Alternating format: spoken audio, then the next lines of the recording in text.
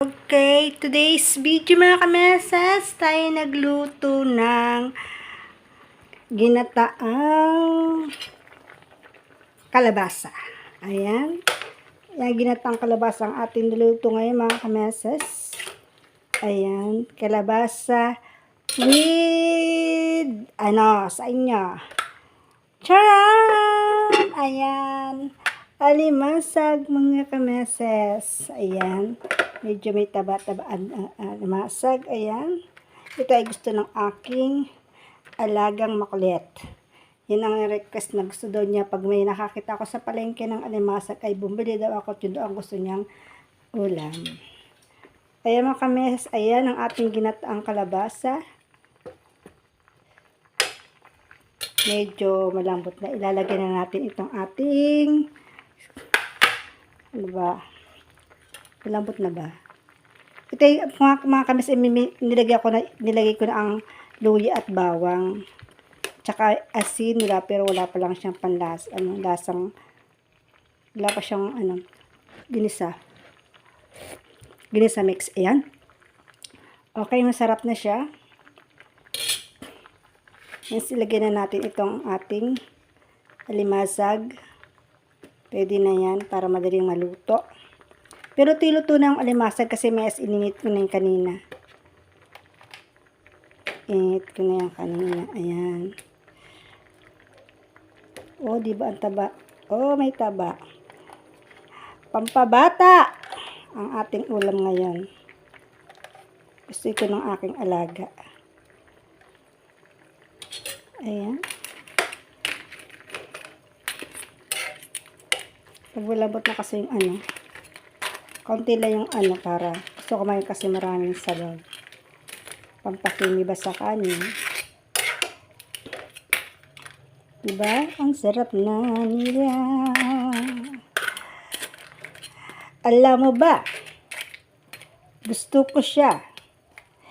Batadan. Ayan. Nagsasarap na. Ayan. Ano natin yan ng kahit mga ilang minuto pa. Oh, ang sarap. Oh, ang sarap. Diba? Sarap naman talaga.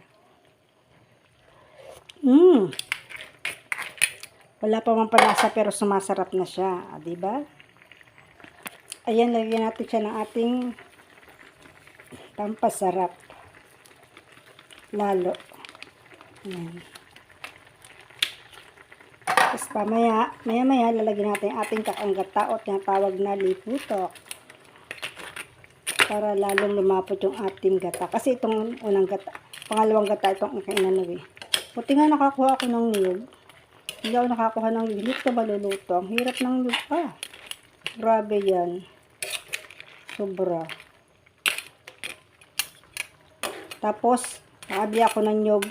Kinayid ko pa. Minanumano ko pa ang pagkakayid. Kasi wala nagkakayid pag hindi sa kanila binili. Ay, sa nagkakayid ng nyog. Hindi kakayurig pag hindi sa kanila binili yung nyog. Wala naman silang tindang nyog. O paano ko sa kanila ko pa diba? Grabe. Ano nga naman, syempre, 5 piso lang yung kayod. Tapos kung kayod lang, 5 piso lang masugatan pa. Kailangan sa kanila bibili ng nyog. Sabay kayod. Pero pag hindi sa kanila ang nyog, sasabihin, ay sorry, walang nagkakayod. Char. Grabe na. Alam mo na, ba't adan? Ayan, pwede na yan. Ilagay na natin ating pangalawang gata o tinatawag na kakanggata. Oh. Tumami na siya. So, mas masarap sa ilalim ito, mas marami yung sabaw. Kasi sabaw pa lang ulam na, diba? Kaya kailangan pakuliin na natin mga 5 minuto. Okay na to. Kasi mas gusto ko yung isasabaw mo sa kanin. Ayun, may taba siya. Yung aligi, ang tawag yun sa amin ay aligi. Tataran. Ito. Wow. Wow, it's Bombay. Ayan. Tapos,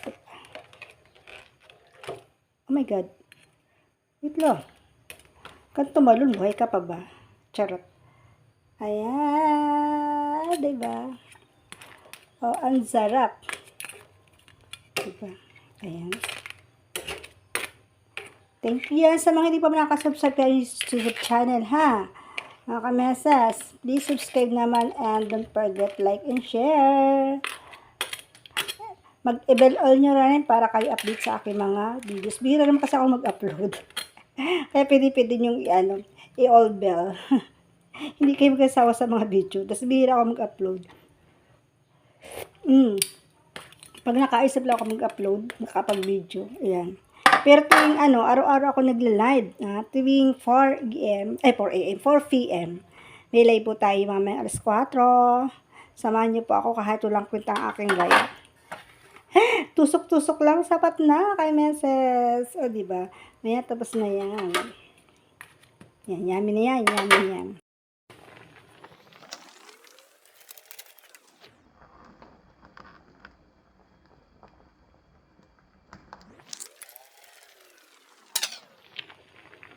A few moments later.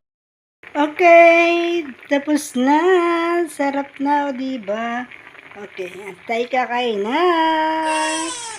Salamat mga kameses. Kain muna tayo.